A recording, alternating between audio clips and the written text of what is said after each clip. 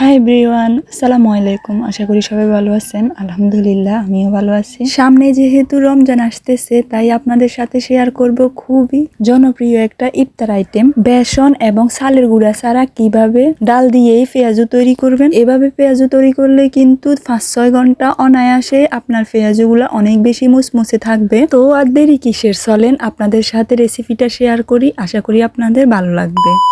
শুরুতেই একটা বাটিতে আমি 3 গ্লাস পরিমাণ পানি দিয়ে দিছি। এর ভিতর দিয়ে দিচ্ছি হাফ কাপ পরিমাণ খেসারির ডাল এবং মসুর ডাল হাফ কাপ পরিমাণ। আপনারা চাইলে কিন্তু শুধু খেসারির ডাল বা মসুর ডাল দিয়েও পেঁয়াজুটা তৈরি করতে পারেন, তবে দুইটা একসাথে মিক্স করে তৈরি করলে পেঁয়াজুগুলো অনেক বেশি মুচমুচে হয় এবং খেতেও অনেক বেশি মজার হয়। এখন ডালগুলোকে আমি 30 মিনিট পর্যন্ত ভিজিয়ে রাখবো। আপনাদের হাতে যদি সময় বেশি থাকে তাহলে 1 ঘন্টা ভিজিয়ে রাখতে পারেন। 30 মিনিট পর্যন্ত ভিজিয়ে রাখার পর ডালগুলোকে আমি খুব সুন্দর ভাবে পানি ছাড়িয়ে ধুয়ে নিয়েছি পরিষ্কার করে। দেখেন ডালগুলো একটু নরম হয়ে গেছে। এখন আমি এগুলাকে ব্লেন্ড করে নেব। আপনাদের হাতের কাছে যদি ব্লেন্ডার মেশিন না থাকে তাহলে কিন্তু শিলপাটায়ও বেটে নিতে পারেন। এগুলাকে এমন ভাবে আমি ব্লেন্ড করছি, একবারে ফিনিশিং করি নাই, একটু আধভাঙ্গা করে রাখছি ডালগুলাকে। আপনারাও কিন্তু এমন আধভাঙ্গা করেই ডালগুলো ব্লেন্ড করবেন। এখন ডালের ভিতর আমি এক একে সবগুলো মশলা দিয়ে দেব। দিয়ে দিচ্ছি 1 কাপ পরিমাণ পেঁয়াজ কুচি, কাঁচা মরিচ 3 থেকে 4টা, জালটা আপনাদের স্বাদ মতো দেওয়ার চেষ্টা করবেন।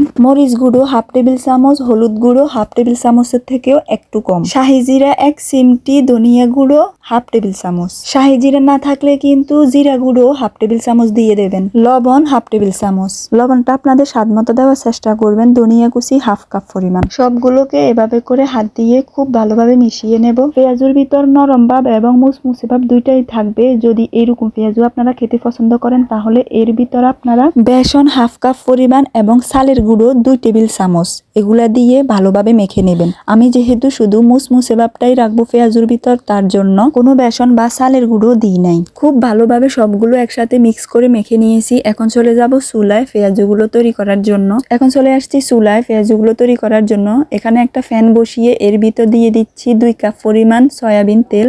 যেহেতু আমি পেঁয়াজুগুলো ডুবো তেলে ভাজা করব, তার জন্য তেলের পরিমাণটা একটু বেশি দিছি।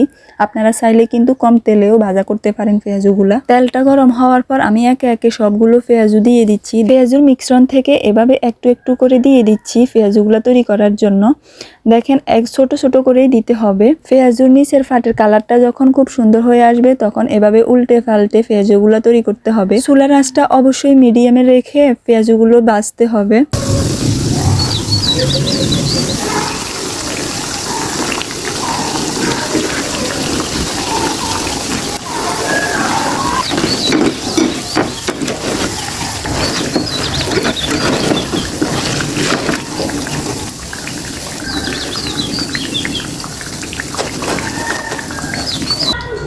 পেঁয়াজুর ভিতর যখন এমন সুন্দর একটা কালার চলে আসবে তখনই বুঝতে হবে যে পেঁয়াজুগুলো হয়ে গেছে। এখন আমি একটা ছাঁকনির সাহায্যে সবগুলো পেঁয়াজুকে নিয়ে নিচ্ছি। দেখেন খুব ক্রিস্পি হয়েছে পেঁয়াজুগুলা।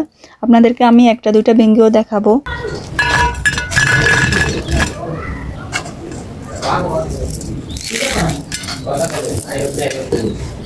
আশা করি আপনাদের রেসিপিটা ভালো লাগছে। সবাইকে ধন্যবাদ এতক্ষণ রেসিপিটা দেখার জন্য। যদি রেসিপিটা ভালো লেগে থাকে অবশ্যই কমেন্টে জানাবেন। আল্লাহ হাফেজ, আসসালামু আলাইকুম, ভালো থাকেন সবাই।